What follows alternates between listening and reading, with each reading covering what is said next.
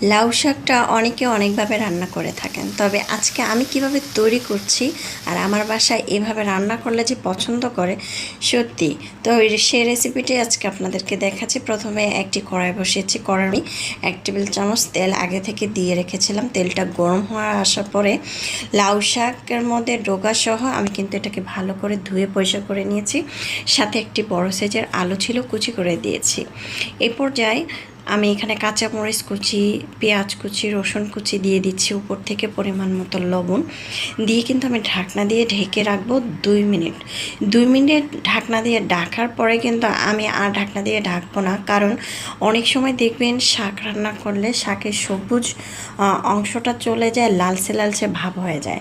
যদি আমার এই প্রসেসটা দেখে রান্না করেন তাহলে কিন্তু আপনাদের রান্নাটা সবথেকে পারফেক্ট হবে। অনেকে আপুরা রান্না করে দেখি শাকটা লাল বানায় ফেলে, তবে আমার কাছে মনে হয় এইভাবে সবুজ শাকটা থাকলেই কিন্তু সব থেকে বেশি পারফেক্ট হয়। এখন ঢাকনাটাকে উঠিয়ে নিলাম, দেখতে পাচ্ছেন অনেকটা পানি উঠেছে। পানিটা আমি একদম শুকিয়ে নেব। অনেক সময় অনেকে পানি ফেলে দেয়, তবে পানিটা না ফেলে দিয়ে শুকিয়ে নিয়ে গেলে কিন্তু এখানে অনেক পুষ্টিকর থাকে। যাই হোক, শাক ধোয়ার আগে ভালো করে ধুয়ে পরিষ্কার করে তারপরে চালনে রেখে দিতে হবে, তাহলে পানিটা কিন্তু শুকিয়ে যাবে। এই তো শাকটাকে উঠিয়ে প্যানের মধ্যে তেল দিয়ে দিলাম 4 টেবিল চামচ। তারপর পেঁয়াজ কুচি, রসুন কুচি, কাঁচামরিচ কুচি 1 কাপের মতো দিয়েছি।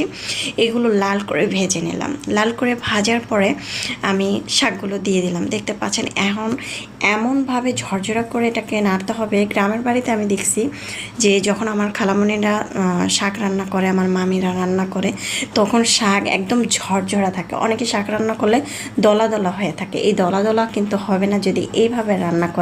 আর একটা টিপস বলে দিই, যদি আপনারা শাক ভাজিটা এইভাবে খেতে না চান, সেক্ষেত্রে কিন্তু এই যে তেল আর পেঁয়াজ ভাজলাম, এখানে কিছুটা চিংড়ি মাছ দিয়ে দিলাম। চিংড়ি মাছটা দিয়ে দিলে কিন্তু আরও বেশি মজা হবে। আমি অ্যালার্জির কারণে খাই না দেখা দিলাম না, তবে ওইভাবে করলেও কিন্তু সব থেকে স্বাদ হবে। এখন আমি একটি বাটিতে পরিবেশন করে নিচ্ছি। মাশাআল্লাহ, দেখতে যেমন সুন্দর হয়েছে, খেতেও কিন্তু দারুণ মজা হয়েছিল। আশা করছি আমার আজকের রেসিপিটা আপনাদের ভালো লেগেছে। তবে লাউ শাকটা আমার ভীষণ ভালো লাগে আলু দিয়ে ভাজি করলে, তাছাড়া চিংড়ি মাছ দিয়ে রান্না করলে খুবই মজা হয়। তো আজকের রেসিপিটা কেমন হয়েছে অবশ্যই জানাবেন। রেসিপি ভালো লাগলে চ্যানেল সাবস্ক্রাইব করে লাইক দিয়ে পাশে থাকবেন। দর্শক বেশি বেশি ভালো থাকবেন, খাবার কখনো অপচয়